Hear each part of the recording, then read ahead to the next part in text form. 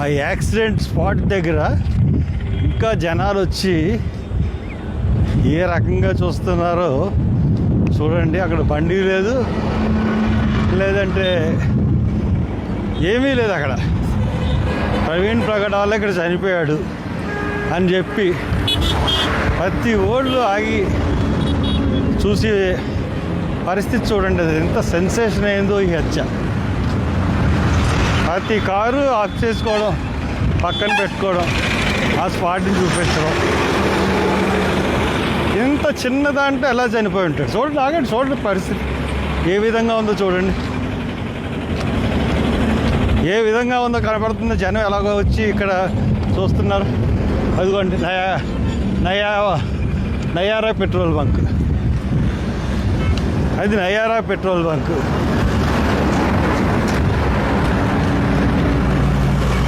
ఇంకా చూడండి ఎంతమంది జనం చూస్తున్నారో చూడండి. ఏమో మీరు అందరూ చూడడానికి వచ్చారా? ఎందుకని? మీలాంటి వాళ్ళే నిలబడితే మేము నిలబడటం గొప్ప విశేషమే ఉందండి. ఈ బండి ఇక్కడ నుంచి ఇదే బండి ఇలా వచ్చేసింది. ఇలా వచ్చి ఇది చూడండి ఎన్ని అడుగులు ఉంటుంది లోతు. ఎన్ని అడుగులు ఉంటుందంటే లోతు 1 2 3 4 5 6 7 6 అంటే ఆ పై నుంచి అంటే రాళ్ళు ఇక్కడ ఉన్నాయి. బండి ఇక్కడ పడిపోయింది. బండి మీద మనిషి పడిపోయాడు. బండి ఇలా పడిపోయినప్పుడు ఒకవేళ హెల్మెట్ ఉన్నప్పుడు నెత్తి మీద దెబ్బలు తగలవు. అవునా? అవునండి. పక్క తగులుతుంది. చెంప మీద కానీ ఈ చెంప మీద కానీ తగులుతుంది. కుడి చెంప మీద కానీ ఎడం చెంప మీద కానీ తగులుతుంది. కానీ బండి ఇక్కడ పడిపోతే ఈ నడినెత్తి మీద ఈ ముఖం మీద దెబ్బలు ఎలా తగులుతాయి? ఇలా వచ్చాడు, ఇలా వచ్చి పోని బండి ఇది మీద పడిపోయింది అనుకుందాం. నెత్తి మీద ఎలా దెబ్బలు తగులుతాయి? ఈ భుజం, కాళ్ళు ఇరుగుతాయి. ముఖం మీద అంతే కదండి? అవునా? అందరూ చూపించి ఇక్కడి నుంచి వచ్చి మీరు అందరూ చూడడానికి వచ్చారు. ఆడవాళ్ళు కూడా వచ్చారు, లేడీస్ కూడా వచ్చారు. అందరూ అక్కడ పాపోళ్ళు ఉన్నారు. ఇంత స్పాట్లో ఇలా తగ్గిపోతే మనిషి చచ్చిపోతాడండి. అసలు అసలు చచ్చిపోయేంత లోతు ఏమైనా ఉంది? ఇది చిన్న దెబ్బలు తగిలితే అంతే అంతే. చిన్న దెబ్బలు లేవు, పైకి వచ్చేస్తారు. అటువంటిది ఇది పడిపోయిన తర్వాత ఏం జరిగింది అన్నది పోలీసు వాళ్ళు వీడియోలు చూపించట్లేదు. వాళ్ళందరూ తీరా అక్కడి నుంచి. వాళ్ళందరికీ ఇది ప్రతి వాళ్ళు ఇంతమంది వచ్చి చూస్తే వెళ్తున్నారు ఇక్కడికి. అంటే ఆ పాస్టర్ని చంపేశారు. చంపేసి ఇక్కడ ఎక్కడి నుంచో తీసుకొచ్చి ఇక్కడ పడేసి ఇక్కడ బండి ఇలా పెట్టిపోయారు. అది క్లియర్గా మనకు అర్థమవుతుంది. అది చెప్పడానికి అక్కడికి వచ్చారు.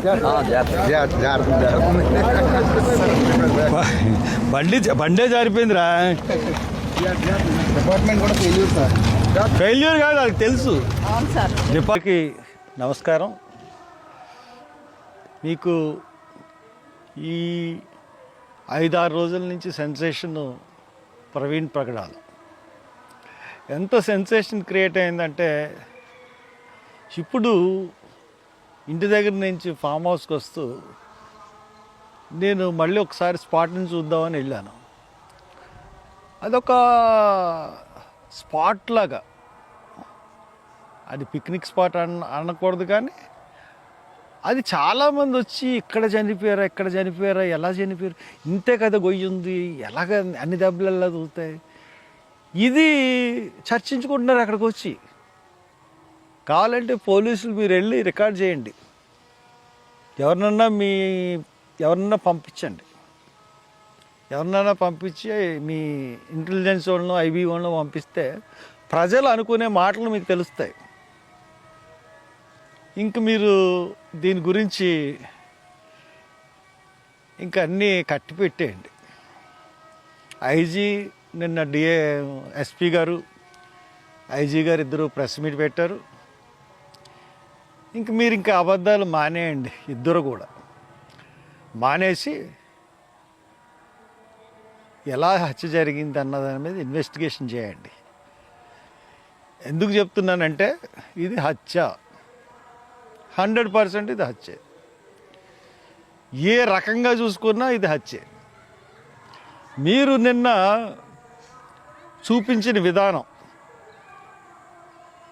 ఎలా చూపించారండి? నిన్న మీరు ప్రెస్కి ఒక సెన్సేషనల్ కేసులో ఒక సెన్సేషనల్ కేసులో ఎంత ఒక్కొక్క క్లిప్పు ఎంత స్లోగా చూపించాలి, బిట్టు కింద ఒక స్టెప్ సెకండ్ కింద ఒక్కొక్క మీరు అంత స్పీడ్గా చూపించిన క్లిప్పింగ్ని మీరు ఎంత స్లోగా చూపించాలంటే బిట్టు ఒక చక్రం ఒక అలాగ వచ్చిందంటే అది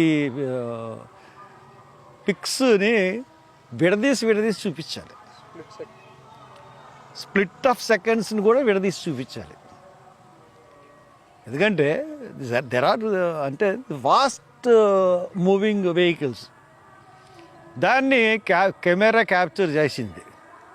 కెమెరా క్యాప్చర్ చేస్తున్నప్పుడు దాన్ని ఇది మీకు సస్పెషన్ అనేది ఉన్నారు. సస్పెక్షన్ అనేది ఉంటే సస్పిషియన్ ఉంటే ఏం చేయాలండి? బిట్లు కింద విడదీసి చూపించాలి. కానీ మీరేం చేశారు? అక్కడ ఏదైతే మీరు చూసారో అది చూపించేసి ప్రెస్ వాళ్ళకి అందరికీ ఇది యాక్సిడెంట్ ఇది నమ్మేమని చెప్తున్నారు. ఎవ్వరు కూడా అంటే మీరు చూపించింది నిన్న వీడియోలు చూపించిన దాన్ని బట్టి, మీరు మాట్లాడిన దాన్ని బట్టి అసలు ఈ హత్య వెనకాల ప్రభుత్వమే ఉందా అనే అనుమానం నాకు కలుగుతుంది. ప్రభుత్వమే ఈ హత్య చేయించిందా, లేదంటే ప్రభుత్వంలోని బాగా పెద్దలు చేయించారా? ఎందుకు మీరు పోలీస్ డిపార్ట్మెంటు ఎందుకు ఇంత హైరాణ పడిపోతున్నారు? ఫ్రమ్ ది బిగినింగ్ నుంచి ఈ హత్యని మీరు ఒక సస్పిషియస్ కేసు కింద చూస్తున్నారు. అంటే సస్పిషియస్ కాదు, ఇది యాక్సిడెంట్ కింద ప్రూవ్ చేయాలని చూస్తూ ఉన్నారు. యాక్సిడెంట్ అని చెప్పడానికి చూస్తున్నారు. మళ్ళీ ఈవేళ డౌట్ తీరక మళ్ళీ ఈరోజు వెళ్ళి చూశాను. The gap between the road and the పడిపోయినది 4-5 అడుగుల కన్నా ఎక్కువ లేదు. లోతు ఎంత ఉంటుందంటే 1 అడుగు 2 అడుగులు. ఇలాగ దిగిన తర్వాత బండి ఇలాగొచ్చింది, ఇది గొయ్య ఇలా వచ్చి ఇలా జారిపోయింది. ఇక్కడ జారడానికి ఇక్కడ దానికి 2 అడుగులు ఉంటాయి. 2 అడుగుల్లోనే బండి జారిపోతే అంత దారుణమైన దెబ్బలు ఎలా తగులుతాయి ఎస్పీ గారు, ఐజీ గారు? అసలు మీరు ఏం మాట్లాడుతున్నారండి? అసలు అంత గట్టిగా దెబ్బలు ఎలా తగులుతాయి? సీసీ ఫుటేజ్ 11:42 వరకు చూపిస్తున్నారు, బాగానే ఉంది. దాని తర్వాత సీసీటీవీ ఫుటేజ్ ఏమైంది? దాన్ని ఎందుకు మీరు ఎగ్జిబిట్ చేయట్లేదు? ఆ మార్నింగ్ వరకు ఎందుకు ఎగ్జిబిట్ చేయట్లేదు ఆ సీసీటీవీ? ఎందుకంటే ఇప్పుడు మాకు క్లారిటీ ఏ రకంగా వచ్చిందంటే ఈ కేసులో ఇది ఆ బండి మీద ఉన్నది ప్రవీణ్ పగడాల కానే కాదు. ఆ బండి మీద కావాలంటే నేను ఛాలెంజ్ చేస్తాను, అదే స్పీడ్లో నేను హెల్మెట్ పెట్టుకుని అదే బుల్లెట్తో నేను దిగుతాను, అదే స్పీడ్లో. కావాలంటే రేపు ప్రశ్న అంతటిని తీసుకొచ్చి రేపు ప్రూవ్ చేస్తాను. నేను నాకు ఎలా దెబ్బలు తగులుతాయో నేను రెడీ టు ఫేస్ ఇట్.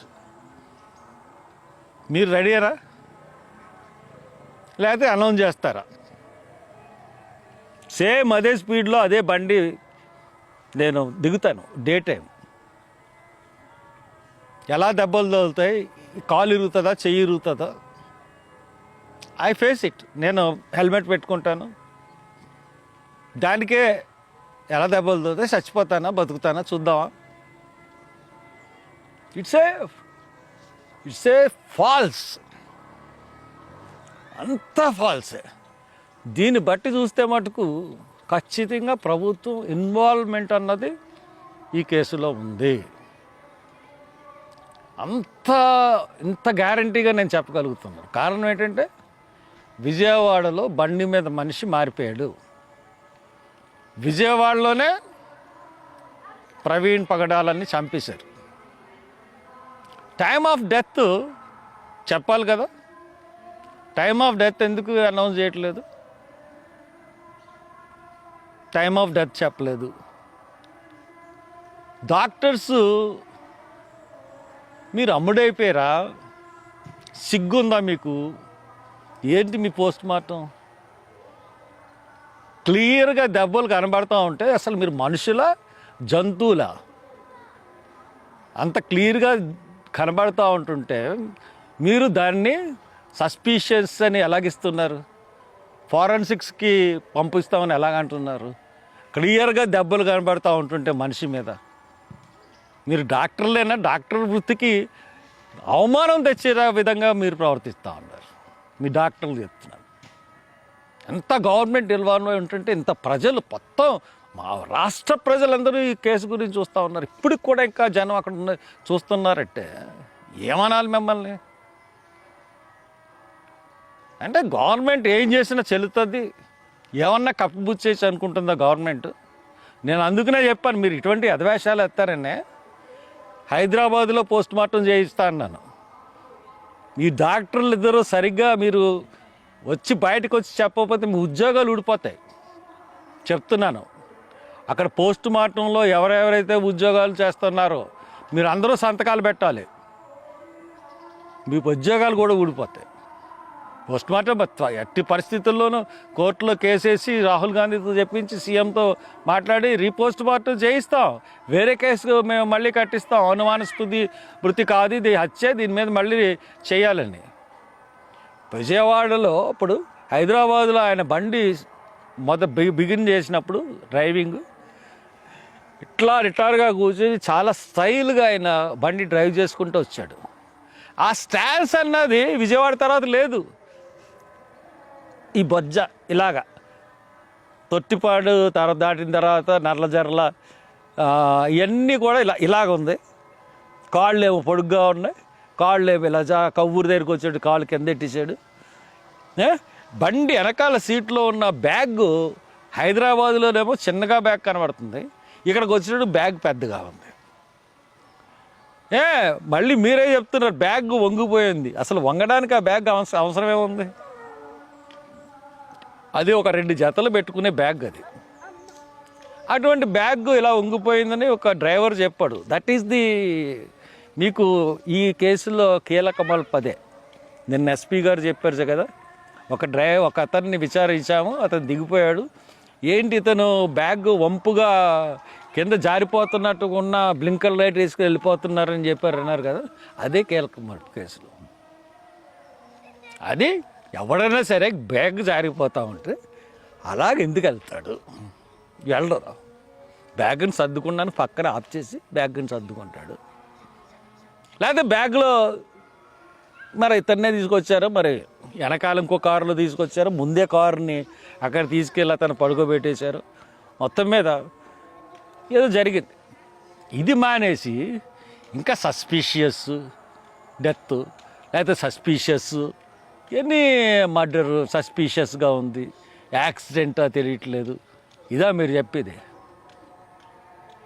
మీకు కేంద్ర ప్రభుత్వంలోని పెద్దలు కూడా ఇన్వాల్వ్ అయ్యారేమో తెలియట్లేదు, లేకపోతే రాష్ట్రంలోని పెద్దలు, హైదరాబాద్లోని పెద్దలు, ఈ బీజేపీ పార్టీ వాళ్ళు, ఇక్కడ రాష్ట్రంలోని ఏళ్ళు, అంటే పార్టీలోని అందరూ ఇన్వాల్వ్ అయ్యారన్నది నా ఉద్దేశం కాదు, కానీ ఖచ్చితంగా కొంతమంది హస్తం మటుకు దీంట్లో ఉంది.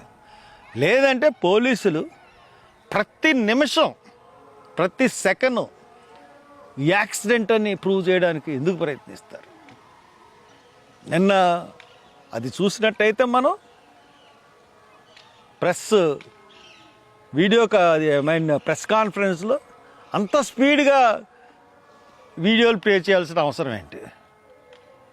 ఎంత నాటకం ఆడారు ఐజీ గారు, ఎస్పీ గారు, మీరు ఇద్దరు. అసలు ఒక అబద్ధాన్ని నిజంగా నమ్మించడానికి మీకు నిజమేంటో తెలుసు మీ ఇద్దరికి, కానీ మీరిద్దరూ కూడా గొప్ప నాటకం రక్తి భలే కట్టించారు నేను ప్రెస్ కాన్ఫరెన్స్లో. సో దట్ మీ ప్రెస్ మీట్ని మేము నమ్మట్లేదు.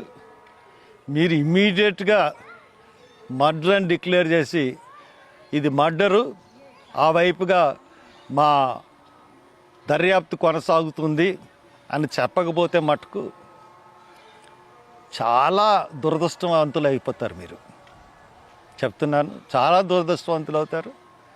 డాక్టర్స్ కూడా ఆ దాంట్లో ఆ ఇన్సిడెంట్లో ఉన్న వాళ్ళందరూ కూడా చాలా దురదృష్టవంతులు అవుతారు. Thank you.